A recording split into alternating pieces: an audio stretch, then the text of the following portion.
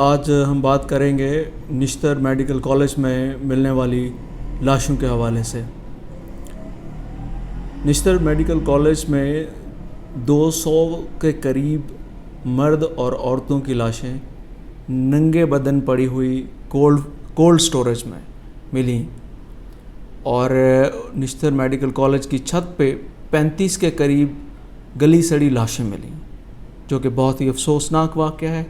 میں اس کی سخت الفاظ میں مذمت کرتا ہوں، اور اس میں قانونی پہلو یہ ہے کہ آرٹیکل 14 آف دی کانسٹیٹیوشن ہے کہ ڈگنیٹی آف اے مین، ایک شخص کی ڈگنیٹی کو برقرار رکھا جائے، چاہے وہ زندہ ہے یا وہ مر گیا ہے، تو اس کی ڈیڈ باڈی کو بھی ڈیسکریٹ نہیں کیا جائے گا، اس کی تذلیل نہیں کی جائے گی۔ یہ قانون بڑے واشگاف الفاظ میں کہتا ہے، لیکن افسوس کی بات ہے کہ ریسنٹلی جب advisor to C M Tariq Zaman Gujjar صاحب نے وزٹ کیا نشتر ہاسپٹل کا، تو وہاں کسی نے ان کو اپروچ کیا اور کہا کہ اگر آپ کوئی نیکی کرنا چاہتے ہیں تو ذرا جائیں نا، ان کے کولڈ روم کو تو چیک کریں۔ اور وہ بتاتے ہیں کہ جب میں کولڈ روم میں گیا تو 200 کے قریب لاشیں فرش پہ پڑی ہوئیں، جن پہ کوئی کپڑا نہیں تھا، ننگے بدن مرد اور عورتیں تھیں، جس کو دیکھ کے میرے رونگٹے کھڑے ہو کے بہت افسوس ہوا۔ اور پھر جب میں نشتر کی میڈیکل کالج کی چھت پہ گیا، اس ہاسپٹل کی چھت پہ گیا، تو چھت پہ کیا دیکھتا ہوں، چھت پہ 35 کے قریب ایسی لاشیں تھیں جن میں سے کچھ کی تو صرف ہڈیاں ہی باقی تھیں، اور وہ بھی بہت بری حالت میں، جن کو کیڑے مکوڑے کھا رہے تھے اور گدیں نوچ رہی تھیں، جو کہ بہت ہی افسوس کا مقام ہے، بہت ہی افسوسناک اور شرمناک یہ واقعہ ہے۔ اب اس کی ذمہ داری کس پہ عائد ہوتی ہے؟ سوال یہ پیدا ہوتا ہے، کیونکہ لاشیں ہاسپٹل میں دو طرح سے آتی ہیں، ایک تو وہ پیشنٹس جو ڈائریکٹ ہاسپٹل کو اپروچ کرتے ہیں، اور دوسرے وہ پیشنٹس جو پولیس کے تھرو آتے ہیں۔ اگر کوئی پیشنٹ پولیس کے تھرو آتا ہے تو پولیس کی رسپانسبلٹی ہے، اور اگر وہ ہاسپٹل میں آتا ہے تو یہ ہاسپٹل کی رسپانسبلٹی ہے، لیکن دونوں نے ہی اپنی ذمہ داری پوری نہیں کی۔ یہ بہت افسوس کی بات ہے۔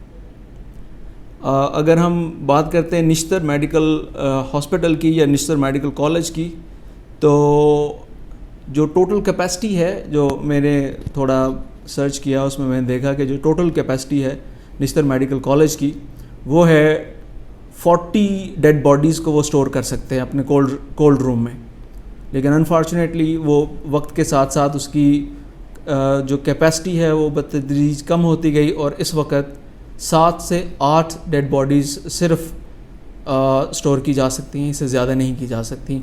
اور گورنمنٹ کے کسی بھی آفیشیل نے یا کسی بھی سی ایم نے یا کسی بھی آنے والی سرکار نے کبھی بھی اس پہ کوئی توجہ نہیں دی۔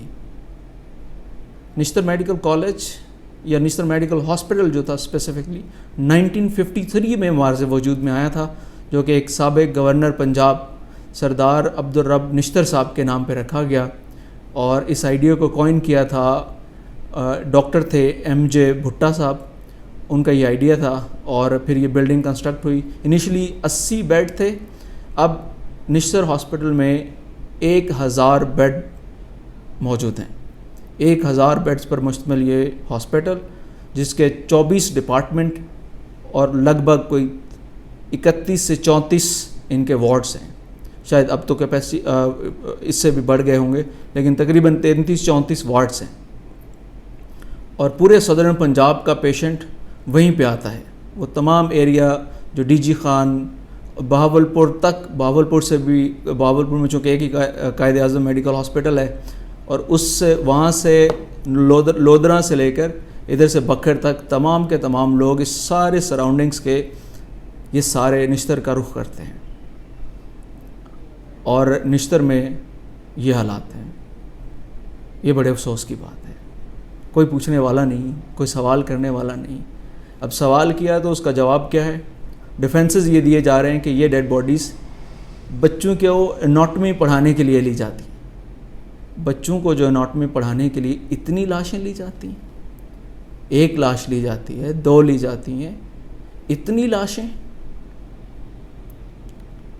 200 کے قریب لاشیں فرش پہ اور 35 چھت پہ، کتنے ہزاروں اسٹوڈنٹ پڑھ رہے ہیں وہاں پہ. اللہ سے ڈریں. یہ وقت آپ پہ بھی آنا ہے, مجھ پہ بھی آنا ہے, ہم سب پہ یہ وقت آنا ہے. اللہ کا ہمیں خوف کرنا چاہیے.